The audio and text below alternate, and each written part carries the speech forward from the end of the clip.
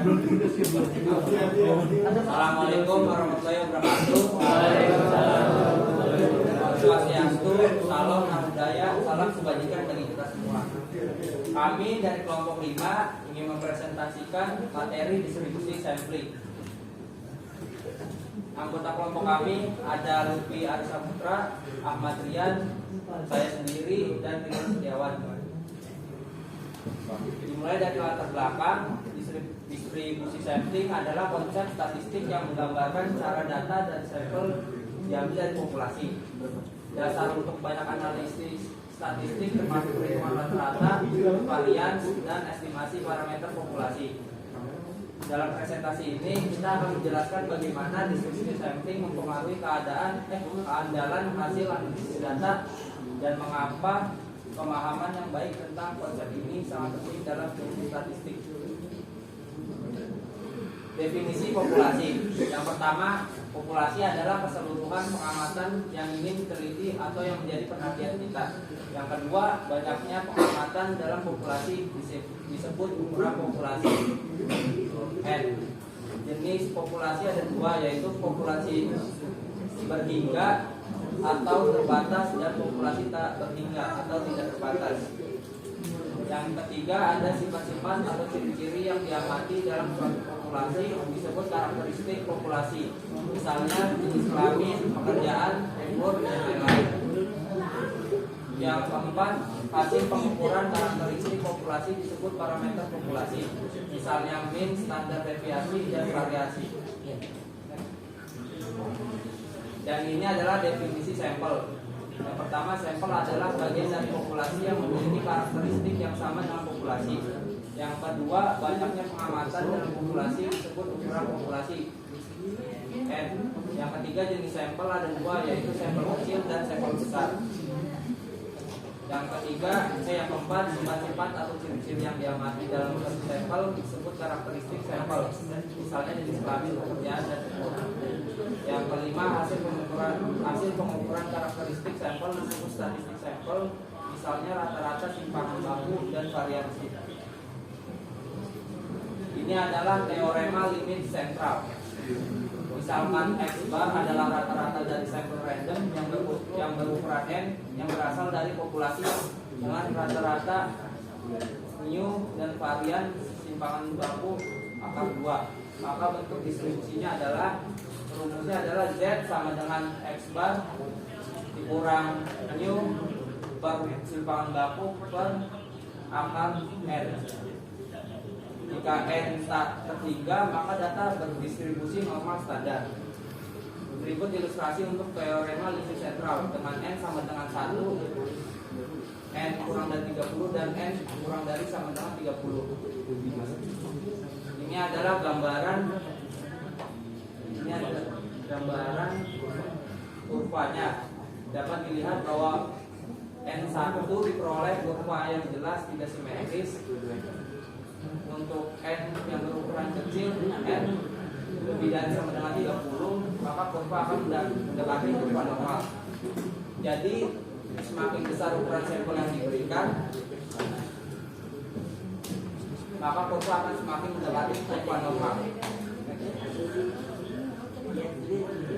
Ini adalah distribusi sampling rata-rata. Jika satu sampel yang berukuran M diambil dari populasi random dengan rata-rata mu dan standar deviasi sama baku, distribusi sampling dari rata-rata X bar teraproksimasi berdistribusi normal. Menurut teorema limit sentral juga teraproksimasi secara normal standar. Keterangan: X bar adalah rata-rata sampel, mu adalah rata-rata populasi, simpangan baku adalah standar deviasi populasi. N-nya banyaknya sampel. Ini adalah tabel rumus dari keterangan tersebut. Ini adalah contoh soalnya. Bank pasti aman menghitung tabungan seluruh nasabahnya. Setelah perhitungan, bank tersebut mendapati bahwa rata-rata tabungan dalam puluhan ribu rupiah. Setiap nasabahnya sebesar 2.000 dengan standar deviasi 600. Apabila seorang peneliti mengambil sampel sebanyak 100 nasabah, berapa probabilitas jika pertanyaannya adalah rata-rata sampel akan terletak antara 1.900 dan 2.05. Pada jawaban soal tersebut, kasus di mana rata-rata sampel terletak antara 1.900 dan 2.050. Rumusnya adalah P kurang 1.900 kurang dari X bar kurang dari 2.050 sama dengan rumusnya bisa dilihat di gambar tersebut, dan kita masukkan angkanya X bar sama dengan 1.900 dikurang mu 2.000 per simpangan bakunya 600 per akar 100 dikurang Z dikurang 2.050 per 2 dikurang 2.000 per 600 per akar 100. Jawabannya P kurang min 1,67 kurang dari Z kurang dari 0,83. Ini adalah hasil dari level Z X, sehingga diperoleh kurva tersebut. Jawabannya tadi kita kurangin hasil kurva tersebut ada di gambar samping. Jadi probabilitas rata-rata sampel terletak antara 1.900 dan 2.050 adalah 74%,92.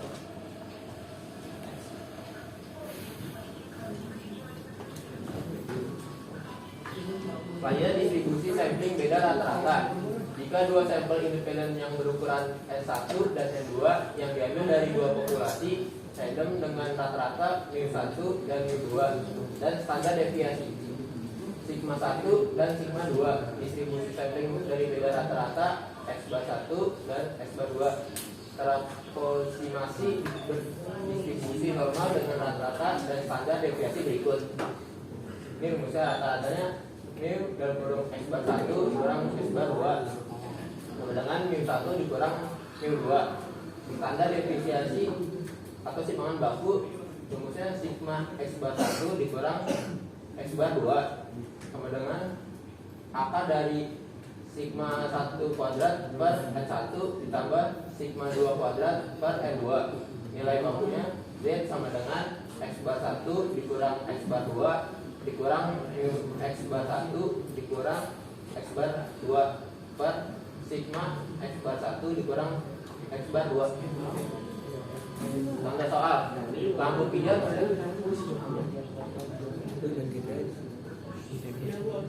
diketahuinya mu1 sama dengan 4.500, sigmanya 500, mu2 nya 4.000, sigma 2 nya 400, N1 sama N2 itu sama jadi 100. Dan ditanya P X bar 1 dikurang X bar 2 lebih besar 600. Jawab. Ini rumusnya mu1 mu X bar 1 dikurang X bar 2 sama dengan mu1 dikurang mu2 sama dengan masukin angkanya 4.500 dikurang 4.000 sama dengan 500. Terus selanjutnya sigma X bar 1 dikurang X bar 2 sama dengan akar dari kuadrat sigma 1 kuadrat per N1 plus sigma 2 kuadrat per N2 sama dengan akar 500 kuadrat per 100 ditambah 400 kuadrat per 100, hasilnya 4. Ini rumus yang Z-nya sama dengan X bar 1 dikurang X bar 2 dikurang mu X bar 1 dikurang X bar 2 per sigma X bar 1 dikurang X bar 2. Terus masukin angkanya. Jadinya P sama dengan Z lebih besar 600 dikurang 500 per 4. Jadinya P yang kurang Z lebih besar 1,56.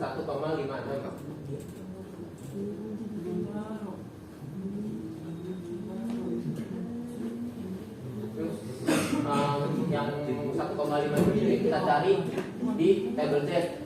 Jadi hasilnya 0,9406. Nah yang kurva tadi tuh luasnya 1, jadinya kita kurangin jadi 1 dikurang 0,9406 sama dengan 0,0594. Setelah itu kita jadiin persen, dikali 100 jadinya 5,94%.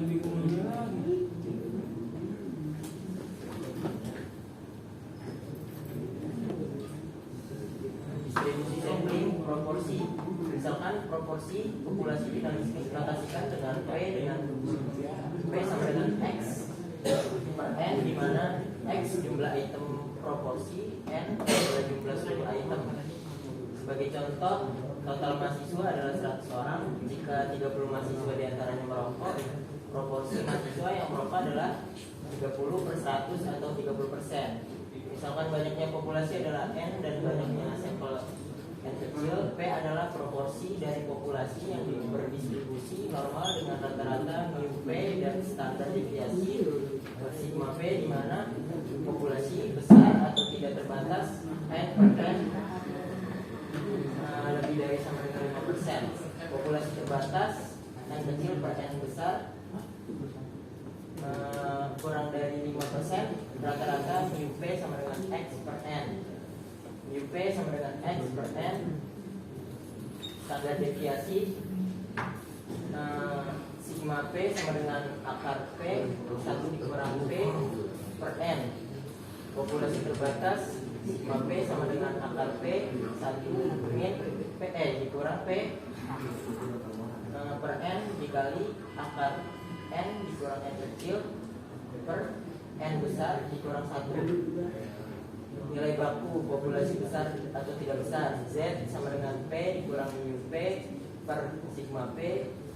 Z sama dengan P dikurang mu P per sigma P.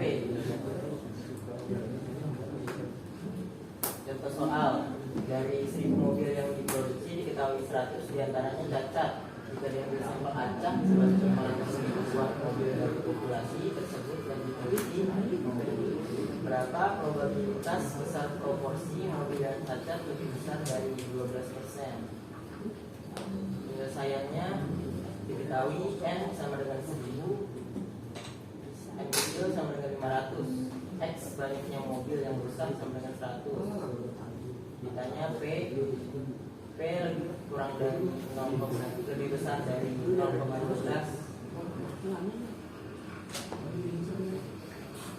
Pertama-tama dihitung nilai dari mu P dan sigma P diperoleh. Mu P sama dengan X dan pernya mu P sama dengan 1 per 1000 sama dengan 0,1. Sigma P sama dengan akar P 1 mu P dibagi N sama dengan akar 0,1 dikali 1 dikurang 0,1 dibagi 200 sama dengan hasilnya 0,013. Selanjutnya nilai dari P lebih dari 0,12 dengan menggunakan distribusi normal standar, yaitu dengan rumus Z sama dengan P dikurang mu P per sigma P sama dengan 0,12 dikurang 0,1 per 0,013, hasilnya 1,49. Terus dicari di tabel Z-nya dengan Z lebih dari 1,49 sama dengan 1 dikurang P, Z kurang dari 1,49 sama dengan 1 kurang 0,9319 sama dengan 0,0681. Jadi probabilitas besar proporsi mobil yang cacat lebih besar dari 12% adalah 6,8%.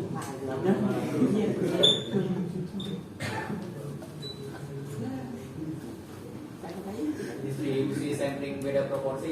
Misalkan populasi 1 adalah N1, sampel 1 adalah N1, maka terdapat C, N besar 1, N kecil 1 dengan proporsi P1. Sedangkan populasi 2 adalah N besar 2 itu satunya, dan sampel 2 adalah N kecil 2, maka terdapat C, N besar 2, N kecil 2 dengan proporsi P2. Selisih dari P1 dan P2 membentuk distribusi normal dengan rata-ratanya adalah sebagai berikut. Jadi rumusnya ada di sini, ada rata-rata mu P1 dikurang P2 sama dengan X1 per N besar 1 dikurang X X2 per N besar 2. Standar deviasinya ada yang kayak gini sama juga, akar P1 dikali 1 dikurang P1 per N1 ditambah P2 dikali 1 dikurang P2 per N2. Kalau bakunya sama kayak sebelumnya, tinggal dikurang aja sisanya. Nah, contoh soal diketahui dari soal tersebut itu P1 nya itu proporsi sudah diketahui 63%. 63% tinggal kita ubah aja jadi desimal, itu 0,63. Yang P2 nya juga sama, karena P2 yang ada di soal sesuai yang saya kasih PPT nya itu 100% dikurang 63%. Dari mana itu sisanya? Karena di situ sebanyak 63% dikuasai oleh Apple dan sisanya dikuasai oleh Samsung. Maka itu Samsung itu P2 sama dengan 37%. Tinggal diubah jadi desimal 0,37. N1 nya itu 60, N2 nya itu 50. Sekarang untuk mencari mu P1 dikurang P2 rata-rata dari sampel sama dengan P1 dikurang P2. Proporsi yang sudah diketahui dari soal 0,63 dikurang 0,37 sama dengan 0,26. Nah, yang ditanya itu dari soal tadi P1, selisih dari P1 sama P2 yang di atas 10% dan di bawah 19%. Karena kita tahu 10% itu 0,1 dan 19% itu 0,19, kita bisa hitung sigmanya itu P1 0,63 yang tadi dikali 1 dikurang 0,63 per 60 ditambah 0,37 dikali 1 dikurang 0,37 per 50. Itu tinggal diakar, hasilnya itu 0,0925. Nah, dari itu simpangan bakunya itu Z1 yang pertama itu untuk yang 10% 0,1. Dihitung itu 0,1 dikurang 0,26 dibagi 0,0925 sama dengan minus 1,73. Itu di tabel Z adalah 0,0418. Untuk Z2 nya itu hasilnya minus 0,76. Untuk tabel Z itu hasilnya 0,2236. Nah, karena udah diketahui untuk kedua tabel Z itu, kita tinggal mencari luas di antara mereka berdua. Caranya itu luas yang angka terbesar 0,76 dikurang sama luas minus 1,73, yaitu 0,2236 dikurang 0,0418 sama dengan 0,1818. Tinggal dikali 100 untuk mencari persenannya itu 18,18%.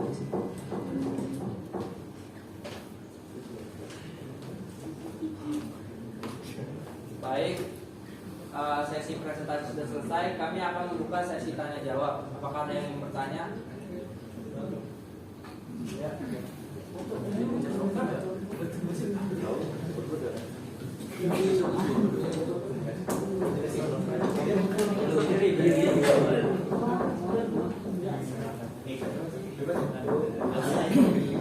Nama-nama.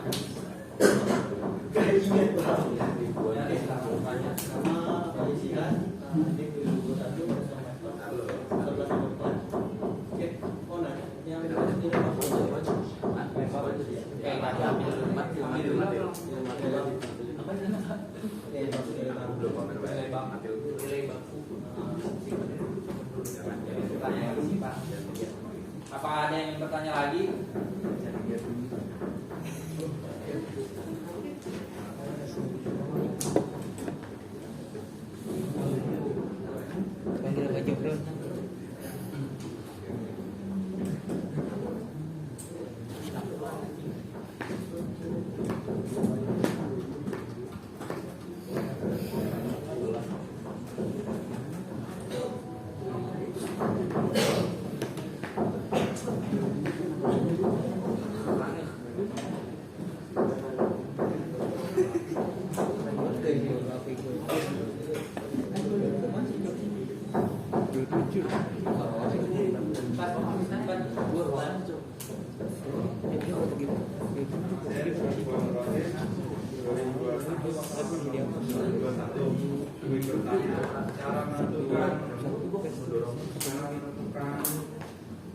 Level dari populasi itu mana ya? Terima kasih. Apakah ada yang mau bertanya lagi?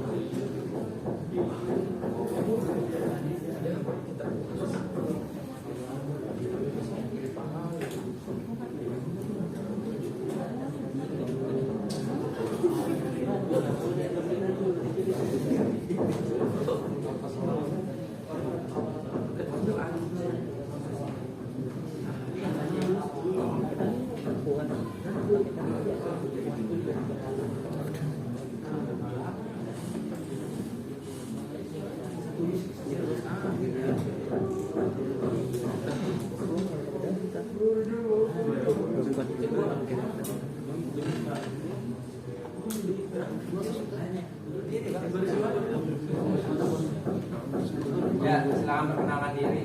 Ya, saya Rizal.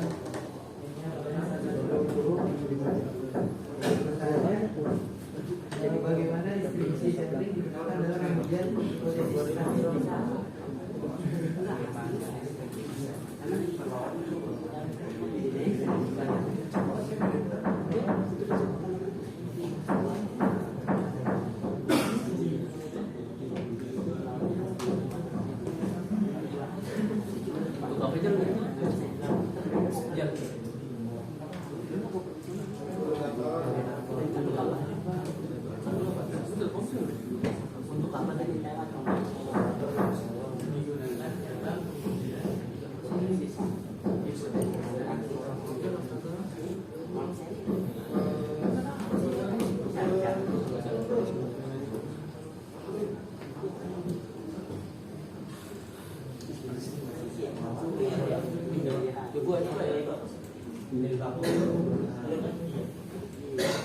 nilai baku atau rata-rata baku dalam distribusi sampel mengajukannya nilai rata-rata dari semua data yang diambil dari populasi atau suatu sampel.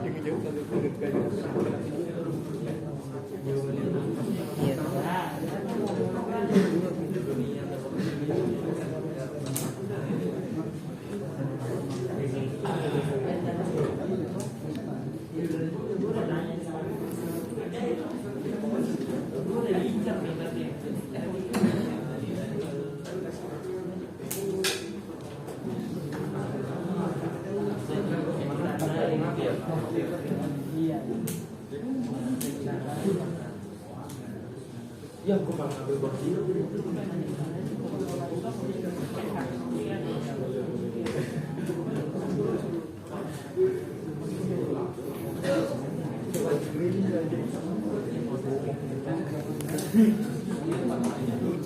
Hujannya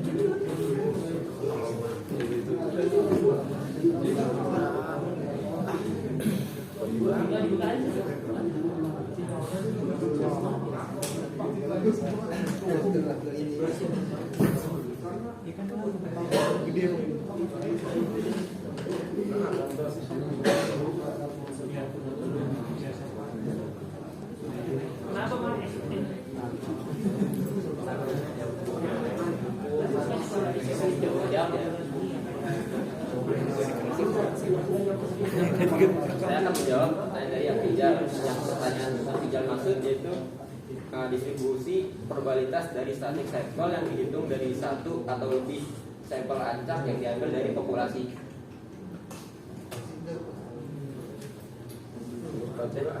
Apakah ada yang bertanya lagi? Silakan perkenalkan diri. Perkenalkan, nama saya Pandai Subiroto, NIM-nya belakangnya 1140. Bagaimana cara mengidentifikasi dan mengatasi ketidakpastian dalam distribusi sampling? Terima kasih.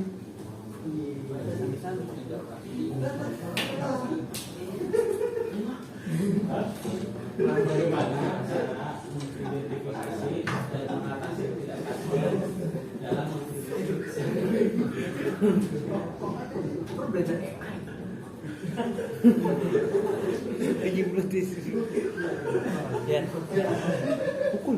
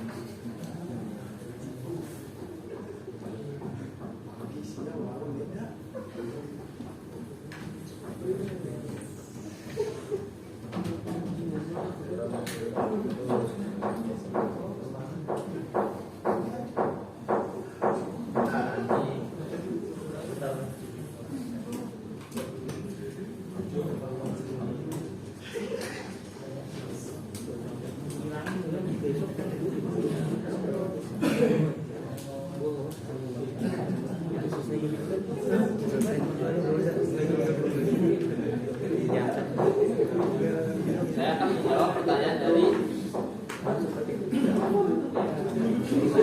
Irfan. Pertanyaan tersebut mungkin lebih mencerminkan pemahaman yang mendalam tentang distribusi sampling dan kemampuan untuk mengatasi masalah bias dan tidak cocokan data dengan asumsi distribusi normal. Contohnya, ketika data yang diambil tidak memenuhi asumsi distribusi normal, penting untuk mempertimbangkan pendekatan yang lebih fleksibel seperti pengujian non parametrik atau transformasi data. Ini memungkinkan kita untuk tetap melakukan analisis dengan benar tanpa mengandalkan asumsi distribusi normal.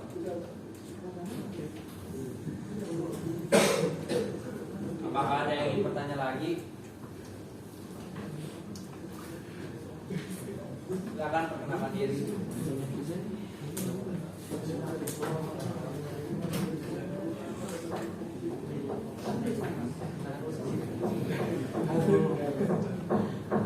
nama saya Ahmad Najib dengan NIM 2021-0800123, ingin bertanya mengenai tadi ya, habis yang dari sampel itu kan dibahas mengenai teorema nilai sentral, yang mana itu yang dibahas mengenai kasusnya atau rumus yang buatan saya jelaskan.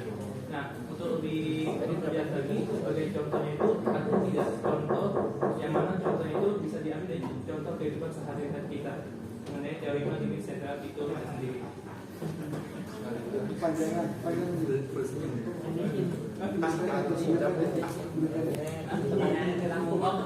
Ini contoh kehidupan sehari-hari dari teorema nilai sentral itu sendiri.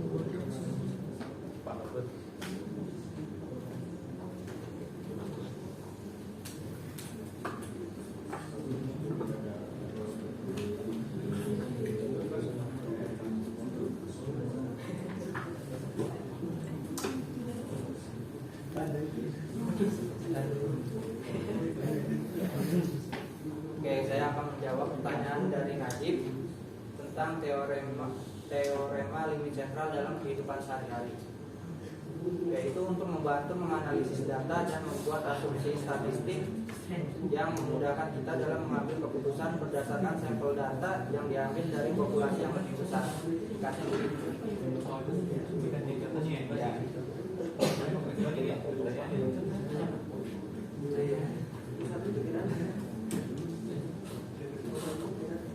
Baiklah, mungkin sesi pertanyaan dari kelompok kami cukup sekian. Selanjutnya kami akan membuka sesi kritik dan saran.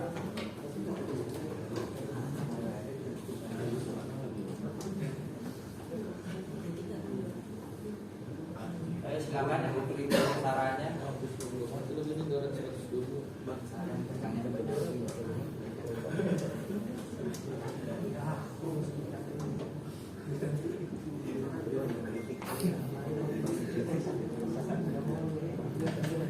Udah bisa.